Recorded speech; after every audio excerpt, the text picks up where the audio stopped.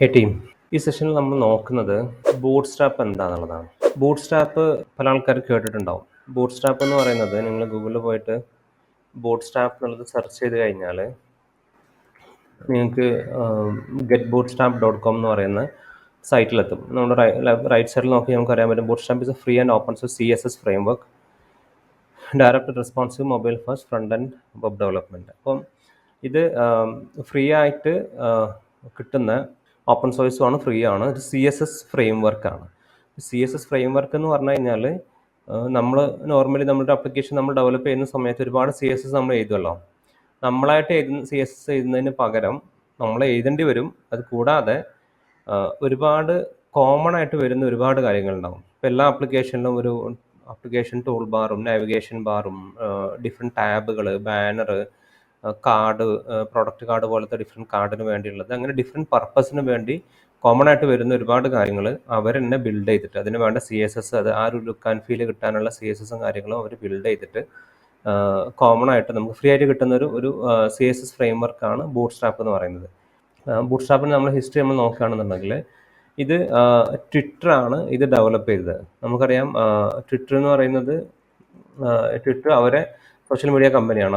അവരെ ഇൻറ്റേർണൽ ആപ്ലിക്കേഷന് വേണ്ടി അവർ ബിൽഡ് ചെയ്തിട്ടുണ്ടായിരുന്ന ഒരു ഒരുപാട് CSS കോഡുകളാണ് പിന്നീട് ബൂട്ട് സ്ട്രാപ്പ് എന്നുള്ള രീതിയിൽ വന്നത്. 2011 അവരതിനെ റിലീസ് ചെയ്തിട്ടുണ്ടായിരുന്നത്. 2012 ഇത് ഓപ്പൺ സോഴ്സ് ആയിട്ട് ഗിറ്റ് ഹബിൽ അവർ പ്രൊവൈഡ് ചെയ്യാൻ തുടങ്ങിയത്. 2012 മുതലാണ്. ഓക്കെ, അപ്പോൾ നമുക്ക് അപ്പം എന്താണെന്നുള്ളതും അതുകൊണ്ടുള്ള ബെനിഫിറ്റ്സും കാര്യങ്ങളും നമുക്ക് ജസ്റ്റ് ഒന്ന് ക്വിക്കായിട്ട് നമുക്ക് നോക്കാം. അപ്പോൾ നമ്മൾ നിങ്ങൾ ബൂട്ട് സ്ട്രാപ്പ് സെർച്ച് ചെയ്ത് കഴിഞ്ഞാൽ getbootstrap.com എന്ന് പറയുന്നത് അതാണ് അവരുടെ ഒഫീഷ്യൽ വെബ്സൈറ്റ്. അപ്പോൾ അതിൽ വന്നു കഴിഞ്ഞാൽ നിങ്ങൾക്ക് ഇവരെ ഇതിൻ്റെ ഡീറ്റെയിൽസും കാര്യങ്ങളും അതിൻ്റെ ഡോക്യുമെൻറ്റേഷനും എല്ലാം നമുക്ക് കിട്ടും. അപ്പോൾ അതിൽ ഞാൻ ഇതിൻ്റെ ഡോക്സിൽ വന്നു കഴിഞ്ഞാൽ നമുക്കതിൻ്റെ ഇൻട്രൊഡക്ഷനിൽ അവർ പറയുന്നുണ്ട് ഇതിനെങ്ങനെ നമുക്ക് ഇൻസ്റ്റാൾ ചെയ്യാൻ പറ്റുന്നുള്ളത്, എങ്ങനെ ക്വിക്കായിട്ട് നമുക്ക് സ്റ്റാർട്ട് ചെയ്യാൻ പറ്റുന്നുള്ളത്. ഓക്കെ, ഇതിൽ ഫസ്റ്റത്തെ step create A new index.html. അതിൽ ഇങ്ങനെ meta name equal to viewport എന്ന് പറയുന്ന ഈ ഒരു ടാഗ് നമ്മൾ ഇൻക്ലൂഡ് ചെയ്യണം. ഓക്കെ, ഞാൻ ഈ 2 ടാഗ് കൂടെ ഞാൻ ജസ്റ്റ് നമ്മുടെ HTML ഫയലൊക്കെ ഞാൻ കോപ്പി ചെയ്യാണ്. HTML ഫയൽ നമുക്ക് നേരത്തെ ഉണ്ടായിരുന്നത് തന്നെ ഞാനാണ് യൂസ് ചെയ്യുന്നത്. അതിൻ്റെ ഹെഡ് സെക്ഷനിലുള്ളിൽ കൊണ്ടുവന്നിട്ട് ഞാൻ മെറ്റാ ടാഗ് ഞാൻ ഇൻക്ലൂഡ് ചെയ്തു. ഓക്കെ, പിന്നെ സെക്കൻഡ് സ്റ്റെപ്പ് എന്ന് പറയുന്നത് ബൂട്ട് സ്ട്രാപ്പിന് CSS ഫയലും ഉണ്ട്, ജാവാസ്ക്രിപ്റ്റ് ഫയലും ഉണ്ട്. രണ്ടും നമ്മൾ ഇൻക്ലൂഡ് ചെയ്യണം. അപ്പോൾ ഇതിൻ്റെ CSS ഫയല് ഇവിടെ ലിങ്കായിട്ട് അവർ തന്നിട്ടുണ്ട്. അപ്പോൾ ഇവിടെ ഈ CSS ഫയല് ഇവർ സെർവറിൽ നിന്നാണ് ഈ CSS ഫയൽ എടുക്കുന്നത്. അപ്പോൾ ഞാൻ ഇതിൻ്റെ URL എടുത്ത് നോക്കിക്കഴിഞ്ഞാൽ നിങ്ങൾക്ക് കാണാൻ പറ്റും. ഇവിടെ വന്നിട്ട് ഞാൻ ഇതിനെ പേസ്റ്റ് ചെയ്ത് കഴിഞ്ഞാൽ ഇത് കംപ്ലീറ്റ് CSS ആണ്. ഇതിനവർ മിനിഫൈ ചെയ്തതാണ്. മിനിഫൈ ചെയ്തതായതുകൊണ്ടാണ് ഇതിങ്ങനെ ഒരു കുത്തി നിറച്ച പോലത്തെ ഒരു സംഭവം ഉള്ളത്. അപ്പോൾ നമ്മൾ ഇതിൻ്റെ മിൻ എന്നുള്ളത് ഒഴിവാക്കി കഴിഞ്ഞാൽ ഇതിൻ്റെ മിനിഫൈ ചെയ്യാത്ത കോഡ് കിട്ടും. അത് നമ്മൾ നോർമൽ CSS എഴുതുന്ന പോലെ തന്നെയുള്ള കോഡാണ്. ഓക്കെ, അപ്പം ഇതാണ് ശരിക്കും ഇവരെ CSS ഫയൽ. അപ്പോൾ ഇതിനെ നമ്മൾ ആപ്ലിക്കേഷനിൽ ഇൻക്ലൂഡ് ചെയ്യുന്ന സമയത്ത് ഇത് നമ്മൾ കസ്റ്റമൈസ് ചെയ്യാനും ഇവരെ കോഡിൻ്റെ ഉള്ളിൽ കയറിയിട്ട് നമ്മളൊന്നും കസ്റ്റമൈസ് ഒന്നും ചെയ്യാൻ പോകുന്നില്ല. അതുകൊണ്ട് തന്നെ നമ്മളെ സംബന്ധിച്ച് ഈ മിനിഫൈ ചെയ്ത ഫയൽ തന്നെയാണ് എപ്പോഴും ഇൻക്ലൂഡ് ചെയ്യാൻ നല്ലത്. ഒന്നുകിൽ നിങ്ങൾക്ക് ഇതേപോലെ ലിങ്ക് ഇട്ട് കൊടുക്കാൻ പറ്റും, അല്ലെങ്കിൽ നിങ്ങൾക്ക് ഈ ഒരു ഫയലിനെ, ഈ CSS ഫയലിനെ അല്ലെങ്കിൽ ഇതിൻ്റെ മിൻ ഫയലിനെ നിങ്ങൾക്ക് ഡൗൺലോഡ് ചെയ്തിട്ട് ഇവിടെ ഈ ഒരു ഇതിനെ ഓപ്പൺ ചെയ്യുക.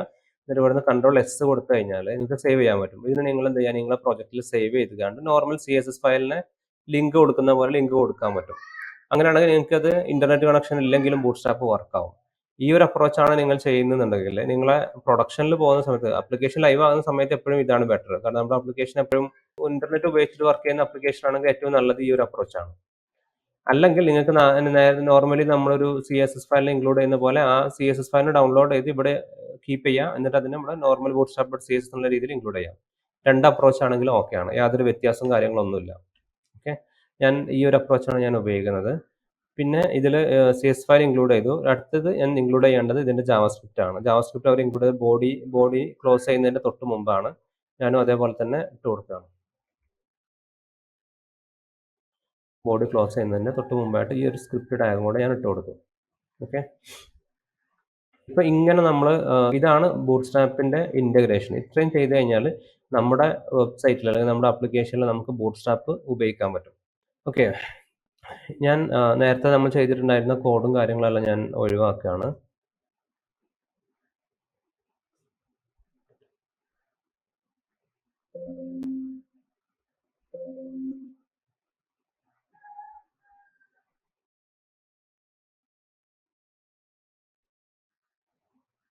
അപ്പോൾ നമുക്കൊരു സിമ്പിൾ HTML ഫയൽ ഉണ്ട്, അതിൽ നമ്മൾ ബൂട്ട് സ്ട്രാപ്പിനെ ഇൻക്ലൂഡ് ചെയ്തിട്ടുണ്ട്. ഓക്കെ, അതിനുള്ളിൽ കണ്ടന്റ് കാര്യങ്ങളൊന്നുമില്ല. ഇനി ഞാനിതിൽ ബൂട്ട് സ്ട്രാപ്പിൽ ഒരുപാട് കാര്യങ്ങൾ പഠിക്കാനുണ്ട്. ഓക്കെ, ഞാൻ ജസ്റ്റ് ക്വിക്കായിട്ട് ബൂട്ട് സ്ട്രാപ്പ് കൊണ്ട് കിട്ടുന്ന ബെനിഫിറ്റ് ജസ്റ്റ് ഒന്ന് കാണിച്ചു തരാൻ വേണ്ടി ഞാനൊരു ബട്ടൺ ക്രിയേറ്റ് ചെയ്യാണ്. Button class equal to btn hyphen primary.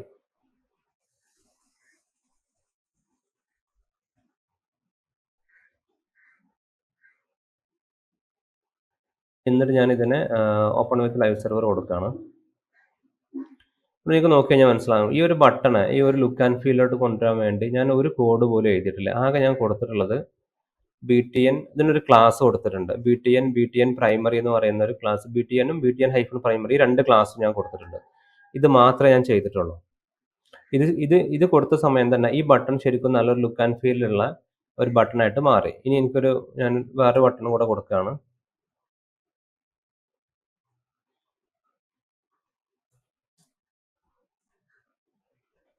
BTN hyphen it's A warning എന്ന് പറഞ്ഞിട്ട് ഞാൻ കൊടുക്കുകയാണ്.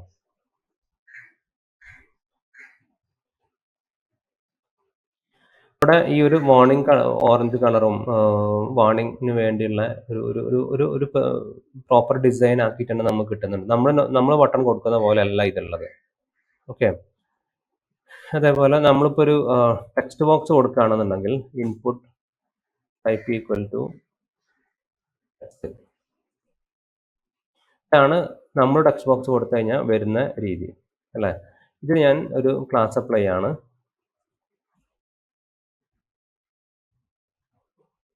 ഫോം കൺട്രോൾ എന്ന് പറയുന്ന ഒരു ക്ലാസ് അപ്ലൈ ചെയ്ത് കഴിഞ്ഞാൽ ഇതിൻ്റെ ലുക്ക് ആൻഡ് ഫീൽ കംപ്ലീറ്റ് ആയിട്ട് മാറി അല്ല. ഇതിൻ്റെ വിടുത്ത് കൂടി, അത് കൂടാതെ ഇതിൻ്റെ ബോട്ടം കാര്യങ്ങളെല്ലാം വന്നു. ടെക്സ്റ്റിനെല്ലാം നമ്മൾ ടൈപ്പ് ചെയ്യുന്ന സമയത്ത് കുറച്ച് സ്പേസിങ് എല്ലാം കൊടുത്തു, നല്ല രീതിയിൽ വൃത്തിയാക്കിയിട്ടുണ്ട്.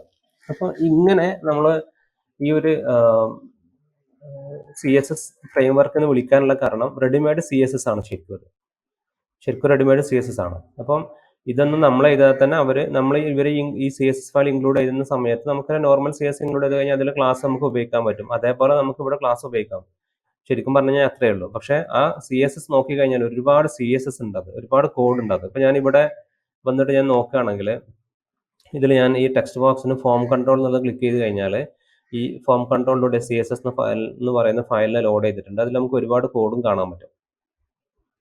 ഓക്കെ, ഒരുപാട് കോഡ് നമുക്ക് കാണാൻ പറ്റും. ഇതെല്ലാം അവർ എഴുതിയിട്ടുള്ള കോഡുകളാണ്.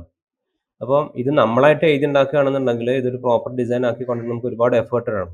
അപ്പോൾ ഇത് റെഡിമെയ്ഡ് CSS നമ്മൾ ഉപയോഗിക്കുകയാണെന്നുണ്ടെങ്കിൽ കോമൺ ആയിട്ട് നമുക്ക് ഉപയോഗിക്കേണ്ട ഒരുപാട് കാര്യത്തിന്, എസ്പെഷ്യലി റെസ്പോൺസീവ് ആക്കാൻ മൊബൈലിൽ ഉപയോഗിക്കേണ്ട ഒരുപാട് കമ്പോണൻസ് കാര്യങ്ങളെല്ലാം നമുക്ക് ഇതിൽ ഫ്രീ ആയിട്ട് നമുക്ക് ഉപയോഗിക്കാൻ പറ്റും. അപ്പോൾ അതിന് നമ്മൾ ബൂട്ട്സ്ട്രാപ്പിൻ്റെ എന്തൊക്കെയാണ് ഇതിൽ അവൈലബിൾ എന്നുള്ളത് ജസ്റ്റ് നമ്മൾ ക്വിക്കായിട്ട് നോക്കുകയാണെന്നുണ്ടെങ്കിൽ നിങ്ങൾ ഇവിടെ വന്നിട്ട് ഇതിൽ ഈ കമ്പോണൻസ് എന്ന് പറയുന്ന സെക്ഷൻ ഉണ്ട്. അപ്പോൾ നമ്മൾ നോക്കിയത് ബട്ടൺസിലാണ്. ബട്ടൺസിൽ നമ്മൾ BTN പ്രൈമറി ഇതെല്ലാം നമുക്ക് ഇങ്ങനെ കൊടുക്കാൻ പറ്റും. അതേപോലെ കാർഡ് രൂപത്തിൽ കൊണ്ടുവരാൻ, ബാഡ്ജ് കൊണ്ടുവരാൻ, അലേർട്ട് കൊണ്ടുവരാൻ ഒരുപാട് കമ്പോണൻസിനുള്ള കോഡ് അവർ തരുന്നുണ്ട്. അത് കൂടാതെ വേറെയും കുറേ കോഡ് അവർ തരുന്നുണ്ട്. അപ്പം ഇതിൽ ഓരോന്നും എന്താണ് ക്ലാസ്, ഞാൻ പറഞ്ഞിട്ട് BTN പ്രൈമറി എന്ന് കൊടുക്കുമ്പോൾ ഇതിൽ ഏത് ക്ലാസ്സാണ് ഉപയോഗിക്കേണ്ടതെന്ന് നമുക്ക് എങ്ങനെ അറിയാൻ പറ്റുക? അതറിയണമെന്നുണ്ടെങ്കിലാണ് ഇവരുടെ ഡോക്യുമെന്റേഷൻ നോക്കേണ്ടത്. ഇവരുടെ ഡോക്യുമെന്റേഷൻ നോക്കി കഴിഞ്ഞാൽ ബട്ടൺ ക്രിയേറ്റ് ചെയ്യാൻ വേണ്ടി കോമൺ ആയിട്ടുള്ളതാണ് BTN. പിന്നെ ഓരോന്നിന്റെ കളറും സെറ്റ് ചെയ്യാൻ വേണ്ടി BTN പ്രൈമറി, അതേപോലെ secondary, success, danger, warning, info, light, ഇങ്ങനെ കുറേ എണ്ണം ഉണ്ട്. നിങ്ങൾക്ക് ഒരു ബട്ടൺ ഒരു ലിങ്കിന്റെ രീതിയിലാക്കണം എന്നുണ്ടെങ്കിൽ ലിങ്ക് എന്ന് പറയുന്നതുണ്ട്. അപ്പോൾ ഈ ഡോക്യുമെന്റേഷൻ വായിച്ചു കഴിഞ്ഞാൽ നമുക്ക് അറിയാൻ പറ്റും ബൂട്ട്സ്ട്രാപ്പിൽ എന്തൊക്കെ കിട്ടുന്നുണ്ട്, അതെങ്ങനെ നമുക്ക് യൂട്ടിലൈസ് ചെയ്യാൻ പറ്റും എന്നുള്ള കാര്യങ്ങൾ നമുക്ക് ഇത് നോക്കി കഴിഞ്ഞാൽ നമുക്ക് അറിയാൻ പറ്റും. ഓക്കെ, അപ്പോൾ ഇതാണ് ബൂട്ട്സ്ട്രാപ്പിൻ്റെ ഒരു ഇൻട്രൊഡക്ഷൻ. നിങ്ങൾ ജസ്റ്റ് എടുക്കുക, ജസ്റ്റ് പ്രാക്ടീസ് ചെയ്ത് നോക്കുക, കുറച്ചെണ്ണം കമ്പോണൻസിലും പ്രാക്ടീസ് ചെയ്ത് നോക്കുക. നമ്മൾ ഡീറ്റെയിൽ ആയിട്ട് തന്നെ നമ്മൾ ഓരോരോ ഇതിൽ ക്രിറ്റിക്കൽ ആയിട്ടുള്ള കുറേ പാർട്ട് നമ്മൾ നെക്സ്റ്റ് സെഷനിൽ നമ്മൾ കവർ ചെയ്യും.